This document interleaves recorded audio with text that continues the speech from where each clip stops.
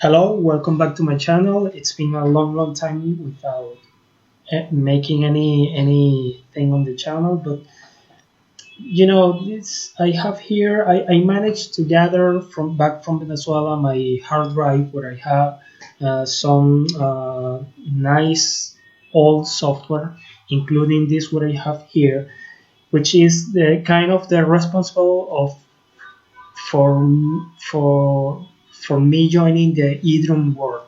Okay, as I might say in another videos, I started with something like this. This was my first eDrum. I did build it. I did build the circuitry and everything. After that, I made this drum that you see here. I was using that time. I did use the Superior Drummer 2 version 2. It was a few years ago. As you can see, it's 2008, and the software is 2006. And the original software is way before that. And I will explain a little bit on that because let me search for this.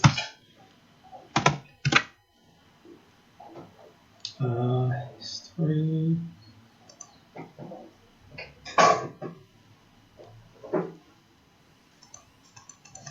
Go. Toontrack, the connection. In this video, the Thomas Haake, the drummer of Meshuggah, explains how they get the software and why they get the software. And all this started like in 1999. Okay, it's 20 years since that they started using the software because they wanted to make some tool for them to compose. It wasn't meant to to to be used by anyone except from the guys of the band. They gathered some friends of them. Some of them were programmers, and the actual head of Toontrack is friend of them. It's a metal band, Meshuggah, the Gent, and they ask him like to build a tool to let them compose their music, their stuff. They had like a really basic software, and after all these years, they noticed that this could be a huge groundbreaking software for everyone to use. Okay, and they developed a company and this whole industry. In fact, the first drum sample was the drums of this guy here. Well, story short, sorry for the background noise. Right now there are massive protests here in at Chile. That's what you heard there. Um, Well, I did made my first drums. I didn't had an idea how to connect them to the computer. I managed to find some software. First, I found Battery 3 from Native Instruments. It was like a predecessor or a brother of Contact, but Battery was a software to make samples, drum samples, like to uh, trigger the octapads or things like that. You have really nice features to tweak the sounds and everything. And they they released like a couple of really good quality drum samples with multi layers. I think it was like 5 layers everyone, and you could see every layer and you could extract every layer until we can them in any way you like. And but it was not so flexible to me to uh, edit the MIDI, the inputs, the outputs. It wasn't so easy, and I kept searching, and I found this software. Okay, the software you have here, DH, DFH Superior, Drum Kit from Hell is the name, the official name of the software, because it is a really heavy metal band that made that was the responsible of making this software. Um, uh, yes, I found it, and it was really difficult for me to set up everything, and you will see this in a minute, because this software here was still in a raw stage. It was still like a tool for the band, exclusive for the band, and they managed to sort of to make some company around this to see if this was going to be sell out. Here I have the 1.5.5 that was one of the latest updates. They include many things from the feedback they received from the first versions. But again, this wasn't meant for everyone to use. It was meant to be used by uh, by really professional people. Okay, and here I have the metal foundry, I have the superior drummer interface, this thing. And sorry for excuse me, I please notice something. I this is a 32 bits plugin, okay, and I used something called JBridge or Jota Bridge, because this sounds to me like very Latin name, okay. I used I could use that software to translate the 32 bits plugins into a 64 bits DAW. Okay, first first thing there. So it's kind of unstable. Okay, so this is the main page of the software. This is one of the first things that opens up, and you can load like every tom, every snare, every rack tom, every piece of the drum software. Okay, you could like select what you want to go to the bleed channels. You didn't have like that much control of every kit piece. Okay, you could choose like the articulations of every kit pieces, the tools. You can select between plastic, the beater, the kit beater, and the drumstick, rods, brushes, mallets, wires on, off, etc. It's look that it is pretty much the same as the Superior Drummer 2 that everyone knows. Um, it's pretty much the same here. You have the articulations. You can set it up what to turn on, what to turn off. You can set up the everything. Notice that then they added a second page like to control every aspect of the microphones. Okay, I will reload it. So here you have the pads and the microphone level, silence, mute, uh, the pitch, the aftertouch effect, like to kind of mimic the cymbal mute, etc. You have like all the features, but not as accessible in the newer versions. Okay, remember that the Superior Drummer 2 is almost similar to this one, but they added like better plugins to make EQ, and they added the tracker, they added other things more similar to EZeta Drummer 2. Okay, after this software, it became like being a success, and they built the EZ Drummer, the first EZ Drummer. Okay, it was, I think it was pop rock Yes, this one. Pop Rock E6 is sorry, it's hard for me. E6, okay, library, whatever, and then they released the DFH for Easy Drummer. Okay, this one, Drum Kit from Hell. Okay? Notice that even that they share the same name at the first, DFH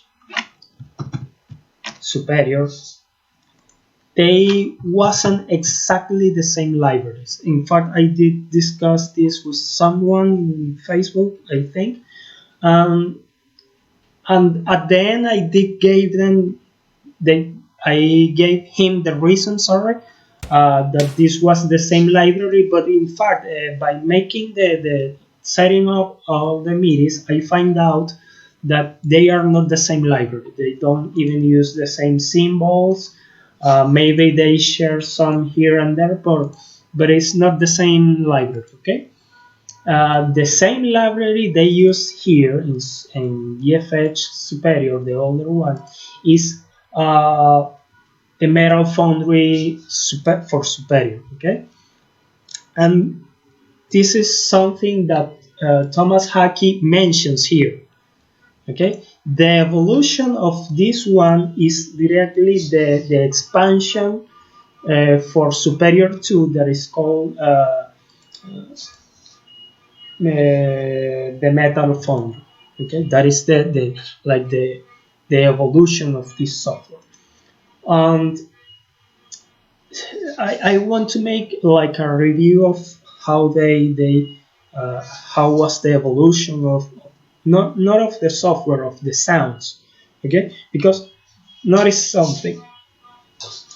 In the early stages of this software, the superior software DFH, the older one, they didn't have like one only output. I mean, they have all the channels stripped through the DAW. So the first thing you have to do when you load up the superior software is to enable. Sorry, here you have to enable all the outputs, because every instrument here, every instrument here. Sorry. Every one of these channels go to a separate output in the DAW. Okay, and they like got that feedback because it was really hard to control for newbie people, and they released the Easy Drummer exactly for that, like for doing it more easy to control. Okay, so I have here like all the channel strips. Sorry, these ones here is because I did load up. Let me show you. I did load up like a really stuff they release for the people. Okay, they release like some Cubase files they use to demo the software and whatever, and I use this one.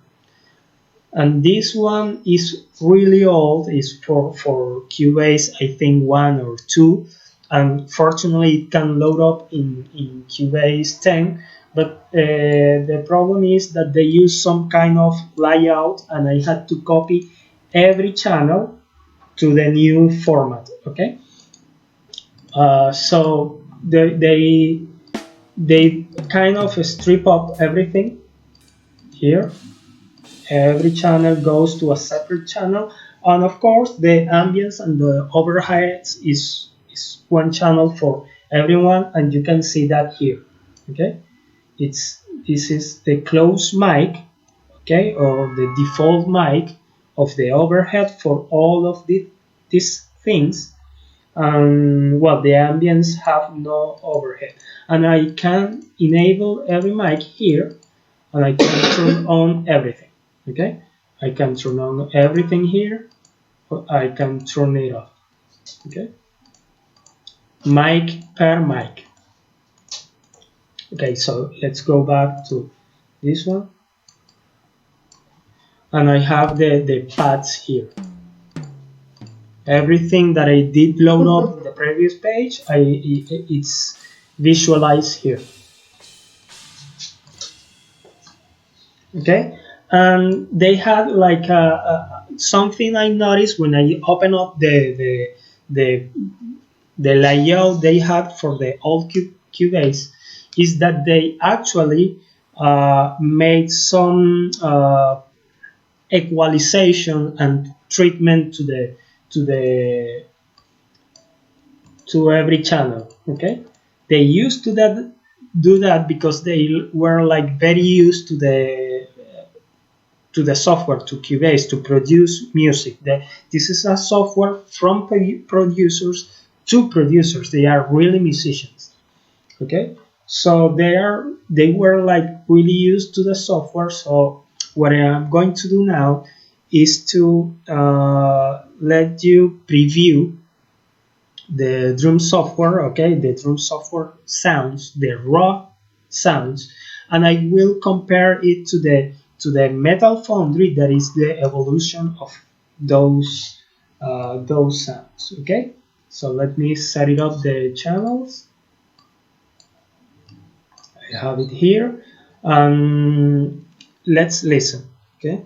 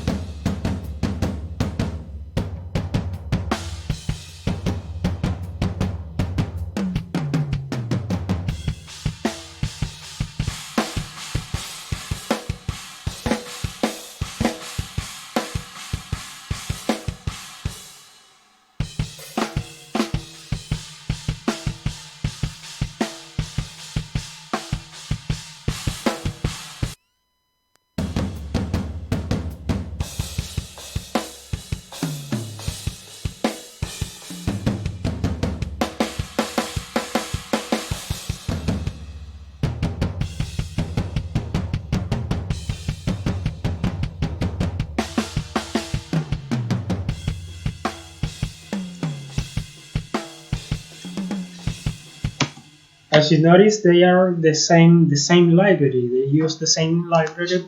I have my doubts if they like sample everything again for Superior Drummer for the Metal Foundry, sorry, or if they like reuse all what they had and compiled it into a newer software. I really don't know. I noticed that they added some EQ into the newer version. Okay, because as you can see, my mixer here is really clean. Okay, there is no EQ, no plugins, no inserts, anything, and right away the sounds are the equalization of both both software is kind of different, but you can notice that they are using the same instruments. And also, let me show you something. I will reload this. This is the name of the snare drum, for example. This is the Tomas Haake Engineering aluminum shell. And in fact, they have the same here. Tomas Haake Engineering, maybe the name doesn't quite fit, but it's the same. It's the same. But despite that, they use like kind of different tuning for both. Just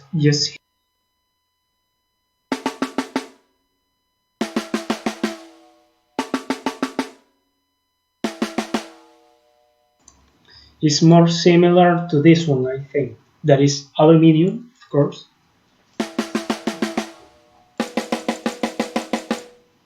Okay. They use pretty much the same tones as you can hear in the demo. Okay, some small difference. I don't quite agree that this is the same kick drum, but because the equalization there is different, and of course the symbols are the same. Okay, 21 Extreme China, 21 Extreme Chinese. I don't know. Let's see this. 18-7 stage crash, 18-7 stage crash. So it's the same. Okay. What I'm going to do is kind to apply the equalization they have for them.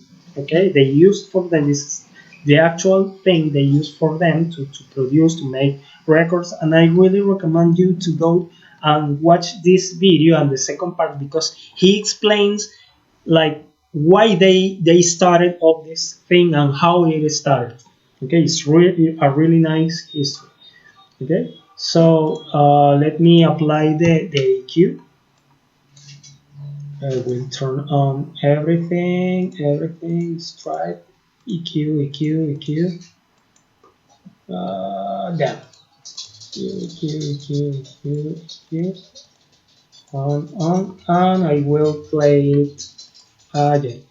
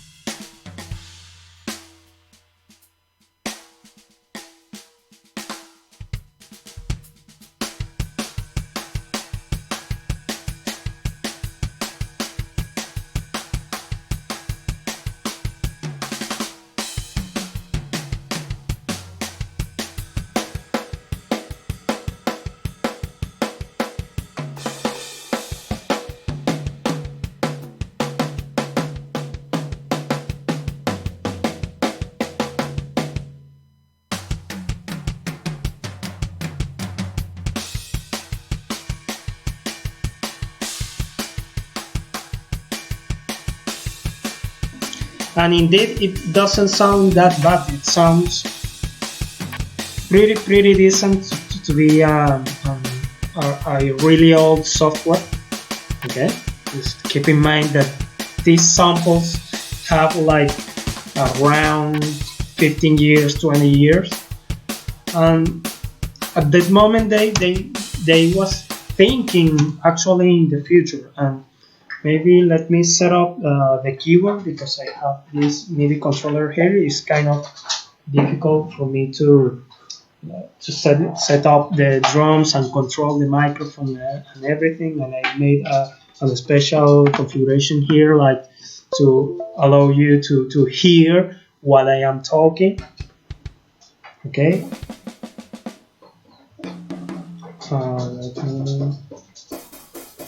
Okay.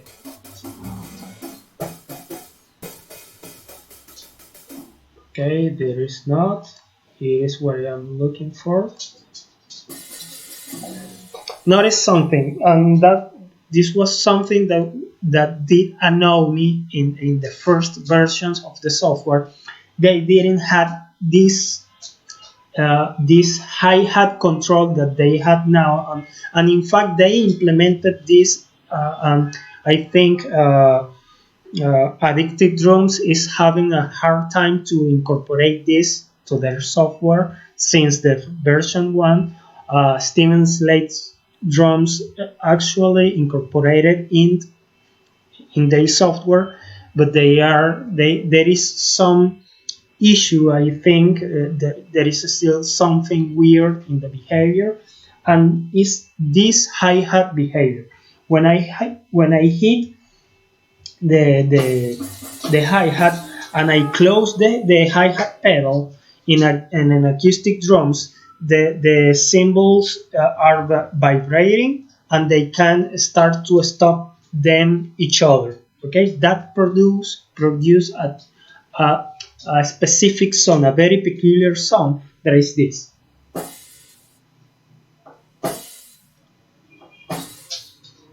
It extinguished the sound.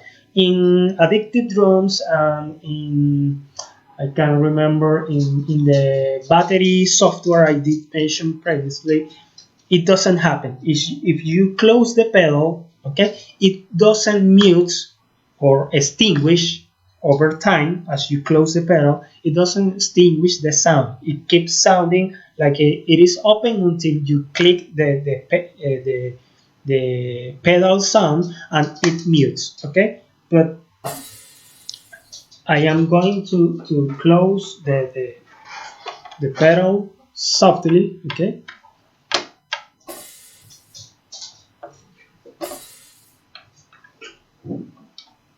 Do you see here?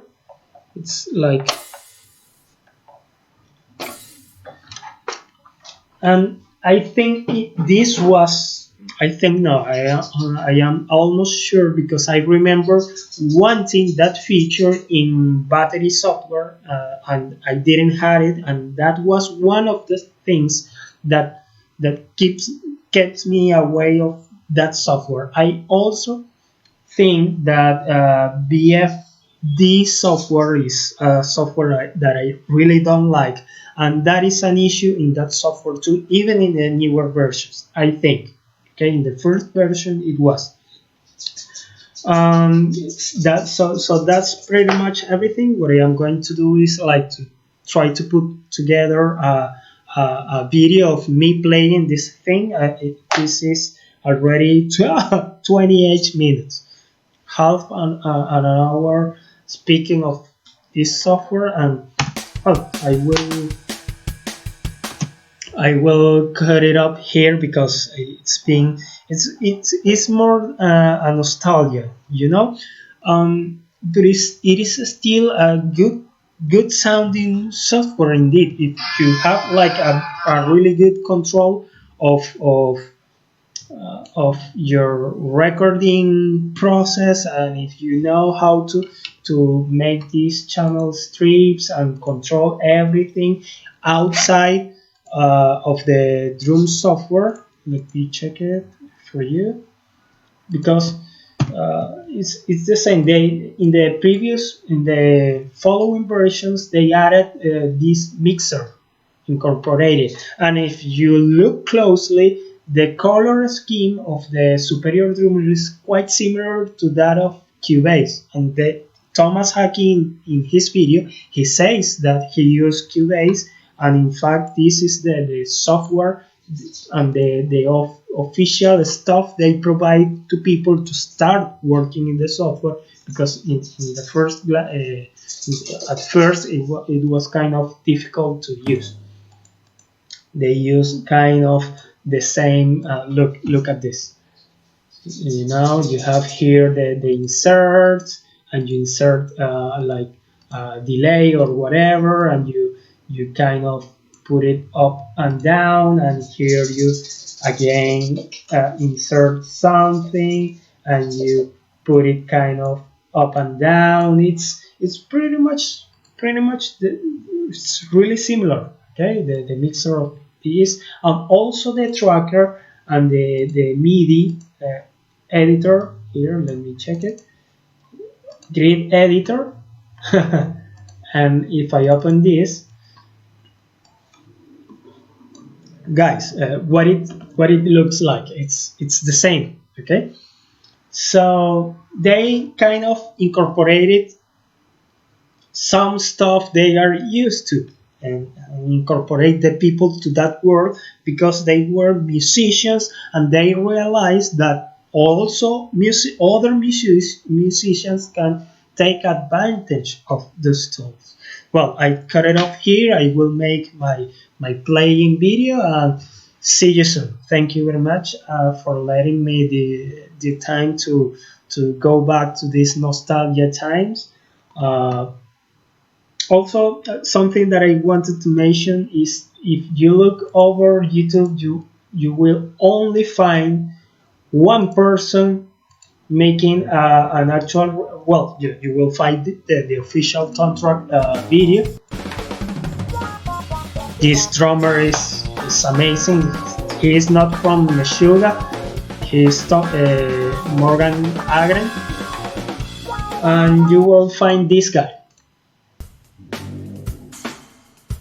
Like, this many time ago, and he already applied some EQ by himself, because that is not the original software of the sound of the software. Okay. Thank you very much, and goodbye. See you soon.